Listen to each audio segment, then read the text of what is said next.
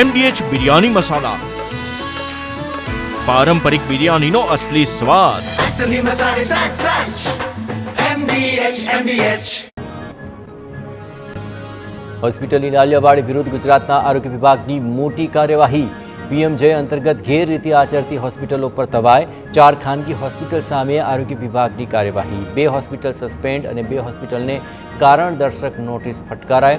ગોધરાની દીપ children અને neonatal care hospital suspend. ભરૂચની કાશીમા હોસ્પિટલને પણ સસ્પેન્ડ કરાય.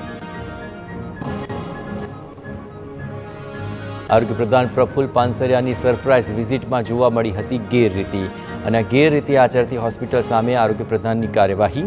આ માત્ર દાહોદ અને ભરૂચ પૂરતું નથી, આ માત્ર શરૂઆત છે. ગંભીર બેદરકારી હશે ત્યાં પગલાં લેવાશે.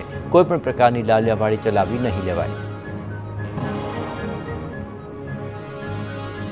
આરોગ્ય પ્રધાને વધુમાં જણાવ્યું કે નિયમોને નેવે મૂકનાર અને દર્દીઓને તકલીફ આપનાર સામે કાર્યવાહી થશે. દર્દીઓના જીવ સાથે ચેડા કરનાર સામે એક્શન લેવાશે.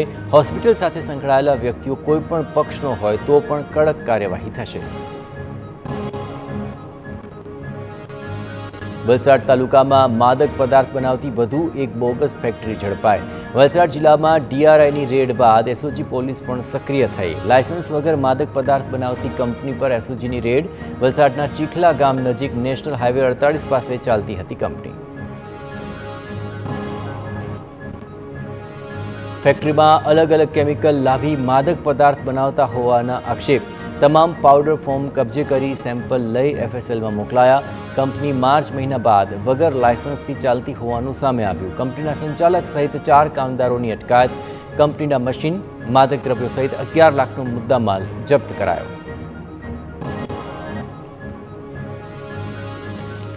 સુરતની વીર નર્મદ દક્ષિણ ગુજરાત યુનિવર્સિટી ફરી એકવાર વિવાદમાં આવી. સરકારી મિલકતનો ઉપયોગ કરવાની મંજૂરી આપવાનું કૌભાંડ ઝડપાયું. ખાનગી એકેડમીને અનઅધિકૃત રીતે એથ્લેટિક્સ ટ્રેકનો ઉપયોગ કરવા મંજૂરી અપાઈ. 9 મહિના અગાઉ યુનિવર્સિટીના કર્મચારીની બોગસ સહી કરી કૌભાંડ આચરાયું. ખાનગી કોચે મહિનાઓ સુધી સરકારી મિલકતનો અનઅધિકૃત રીતે ઉપયોગ કર્યો. ખોટી સહીઓથી બોગસ આઈ કાર્ડ બનાવનારી એકેડમીને ફરી મંજૂરી આપવામાં આવી. સમગ્ર ઘટનાથી યુનિવર્સિટીની પ્રતિષ્ઠા દાવ પર મુકાઈ. ઘટના સામે આવતા ચારેકોર ચર્ચા.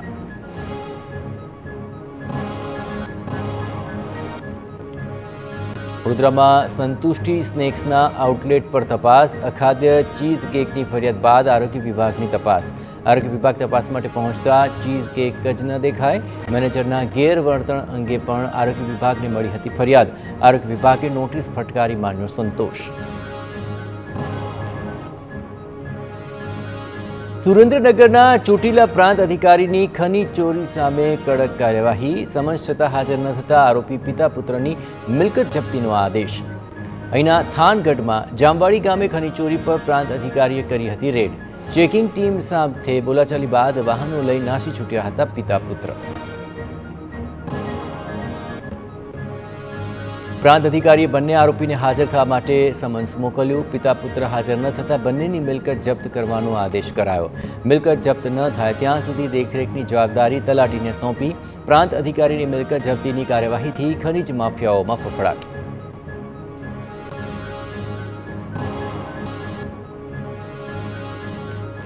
સુરતમાં ખેડૂતોની વહારે આવવા સહકારી મંડળીઓને અપીલ. સહકારી આગેવાન જયેશ પટેલે સરકાર પાસે માંગ કરી. સરકાર ઈચ્છે તો સહકારી મંડળીઓ પણ મદદ માટે આગળ આવી શકે છે. 80,000થી વધુ સહકારી મંડળીઓ મોટાભાગની ખેડૂતો સાથે સંકળાયેલી છે. સહકારી મંડળીઓમાં રિઝર્વ ફંડમાંથી ખેડૂતોને મદદ મળી શકે.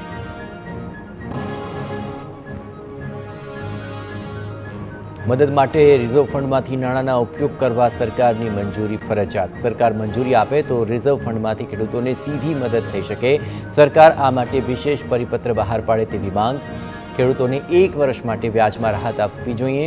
લોનના હપ્તા લંબાવવાની પણ જયેશ પટેલે અપીલ કરી.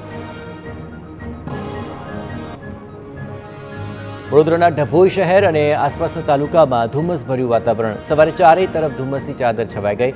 આ ધુમ્મસને કારણે વિઝિબિલિટી ઘટતા વાહન ચાલકોને હાલાકી. હાઈવે અને મુખ્ય માર્ગો પરથી પસાર થતા વાહન ચાલકોને ભારે મુશ્કેલી. વાહન ચાલકોએ હેડલાઇટ ચાલુ રાખીને વાહન ચલાવવાની ફરજ પડી.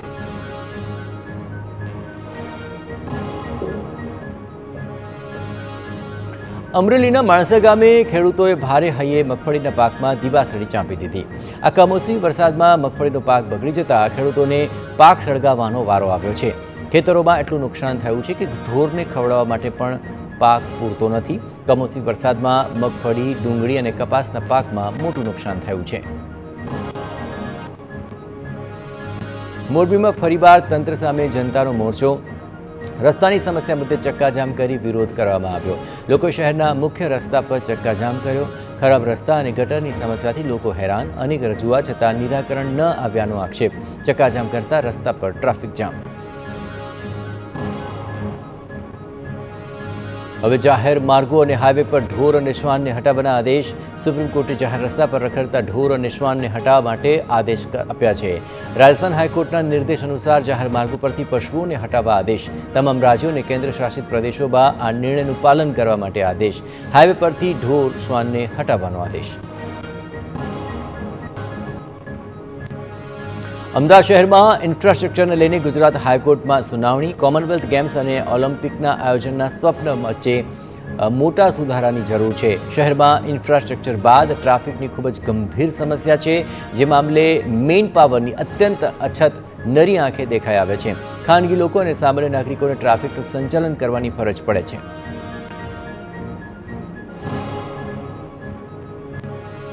ચૂંટણી પંચ દ્વારા ગાંધીનગર ખાતે મહત્વની બેઠક મળી. સ્પેશિયલ ઇન્ટેન્સિવ રિવિઝનને લઈને મહત્વપૂર્ણ બેઠક છે, જ્યાં જિલ્લા કલેક્ટરો અને કમિશનર સાથે બેઠક કરવામાં આવી. એસઆઈઆર પ્રક્રિયા સંદર્ભે ચર્ચા થઈ, જ્યાં બેઠકમાં મુખ્ય ચૂંટણી કમિશનર પણ હાજર રહ્યા.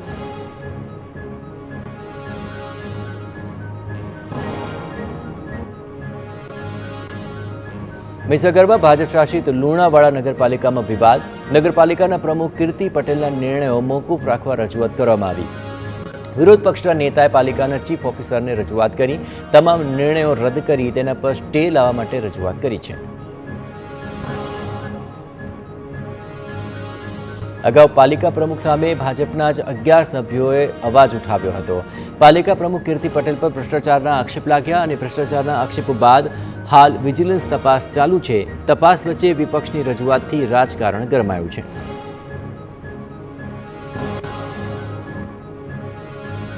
અમદાવાદમાં દારૂના ગેરકાયદે વેચાણ અંગે અલ્પેશ ઠાકોરે હુંકાર ભર્યો. ક્યાંય પણ દારૂના અડ્ડા ચાલતા હોય તો મને કહેજો. દારૂના અડ્ડા પર હું જાતે આવીશ. ફરી એક વખત જાહેર મંચ પરથી અલ્પેશ ઠાકોરે દારૂના વેચાણ અંગે નિવેદન આપ્યું.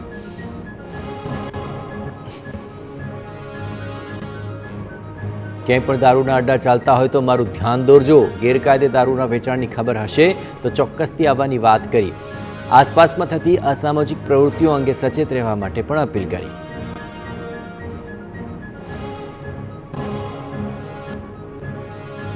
વંદે માતરમના 150 વર્ષની રાજ્યભરમાં ઉજવણી. સમગ્ર રાજ્યમાં વંદે માતરમનું સમૂહગાન. વિધાનસભા ખાતે સીએમની ઉપસ્થિતિમાં રાજ્યકક્ષાની ઉજવણી થઈ. સચિવાલયના તમામ અધિકારી કર્મચારી આ ઉજવણીમાં હાજર રહ્યા. સ્વદેશી અંગેના શપથનો કાર્યક્રમ આજથી 26 નવેમ્બર સુધી સમગ્ર રાજ્યમાં થશે ઉજવણી. રાષ્ટ્રગીત વંદે માતરમને આજે 150 વર્ષ પૂર્ણ થયા. રાજ્યભરમાં વંદે માતરમનું સમૂહ ગાનનું આયોજન કરીને ઉજવણી કરવામાં આવી રહી છે અને તેના ભાગરૂપે રાજકોટ મહાનગરપાલિકામાં પણ સમૂહ ગાનનું આયોજન કરવામાં આવ્યું હતું, જેમાં 50%થી વધુ કોર્પોરેટરો ગેરહાજર હોવાનું સામે આવ્યું.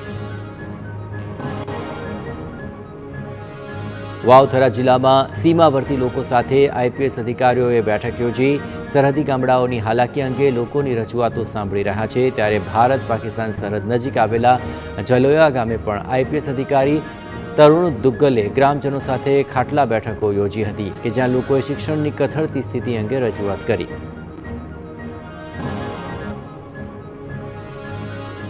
પ્રસિદ્ધ લોક સાહિત્યકાર વાર્તાકાર પદ્મશ્રી જોરાવરસિંહ જાદવનું નિધન થયું છે.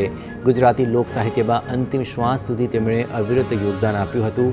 લોકકલા, લોક સંસ્કૃતિ પર આધારિત 90થી વધુ કૃતિઓનું સંપાદન અને રચના તેમણે કરી હતી. ખ્યાતનામ વાર્તાઓમાં મરદ કસુંબર રંગ જડે, મરદાય માથા સાટેનો સમાવેશ થાય છે. લોકકલાના અનેક કલાકારોને વૈશ્વિક ઓળખ તેમણે આપી હતી.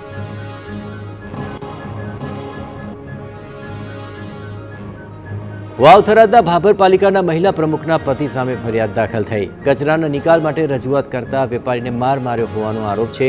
વોટ્સએપ ગ્રુપમાં વેપારીએ કચરાના નિકાલ માટે ચર્ચા કરી હતી. કચરાના ઢગના ફોટો ગ્રુપમાં મોકલતા પ્રમુખના પતિને માઠું લાગી આવ્યું. વેપારીને કચેરીમાં બોલાવી અપશબ્દો બોલીને લાફો માર્યો હોવાનો આક્ષેપ. મહેસાણામાં સરકારી અનાજના કાળા બજારીનો મુદ્દો. ગુજરાત ફેર પ્રાઇસ શોપ એસોસિએશનના પ્રમુખે સરકારને જવાબદાર ગણાવી. શોપ એસોસિએશનના પ્રમુખ પ્રહલાદ મોદીના રાજ્ય સરકાર માટે આક્ષેપ કે સરકારી અનાજના કાળા બજાર માટે દુકાનદાર નહીં, સરકાર જ જવાબદાર. ગ્રાહકો જેમને ખાવું નથી એવા લોકોના NFSAમાં કાર્ડ છે. આવા લોકો દુકાનમાંથી અનાજ લઈ ફેરિયાઓને વેચી નાખે છે. ફેરિયાઓ માલ ભેગો કરે અને જ્યારે માલ પકડાય ત્યારે દોષ દુકાનદાર પર મૂકે. દુકાનદાર કાળા બજાર કરી શકે તેવી સ્થિતિમાં જ નથી. ગ્રાહકનો અંગૂઠો ન પડે તો અનાજ આપવું શક્ય જ નથી. ગ્રાહકે અંગૂઠો માર્યો એટલે દુકાનદારની જવાબદારી પૂરી, પછી સરકારનો વિષય. સોમનાથથી શરૂ થયેલી કોંગ્રેસની ખેડૂત આક્રોશ યાત્રા જૂનાગઢના કેશોદમાં પહોંચી હતી. યાત્રા સૌરાષ્ટ્રના 11 જિલ્લાઓમાંથી પસાર થવાની છે. 13 નવેમ્બરના રોજ દેવભૂમિ દ્વારકામાં તેનું સમાપન થશે. ખેડૂતોના પ્રશ્નોને વાચા આપવા માટે આ રેલીનું આયોજન કરાયું છે. ખેડૂતોના દેવા અને પાક વીમા માફ કરવાની માંગ કરાય છે. અમદાવાદમાં અમૂલના ઉત્પાદનો અંગે અફવા ફેલાવનારા સામે ફરિયાદ થઈ. GCMMFની અમૂલ બ્રાન્ડને બદનામ કરવા મુદ્દે આ ફરિયાદ છે. ગાંધીનગરના ભાટની અમૂલ સંલગ્ન ડેરીના મેનેજરે ફરિયાદ નોંધાવી. રાજકોટના હિતેશ જાની સામે ચાંદખેડા પોલીસ મથકમાં ફરિયાદ થઈ. હિતેશ જાનીએ અમૂલ બ્રાન્ડના દૂધ અંગે વિડીયો બનાવ્યો હતો. MDH કિચન કિંગ મસાલા રસોડામાં હોય તો આપણે કાંઈ પણ બનાવી શકીએ છીએ. રીંગણાનો ઓળો, બટેટા ફુલાવર, ભીંડી મસાલા અને બીજું ઘણું બધું. MDH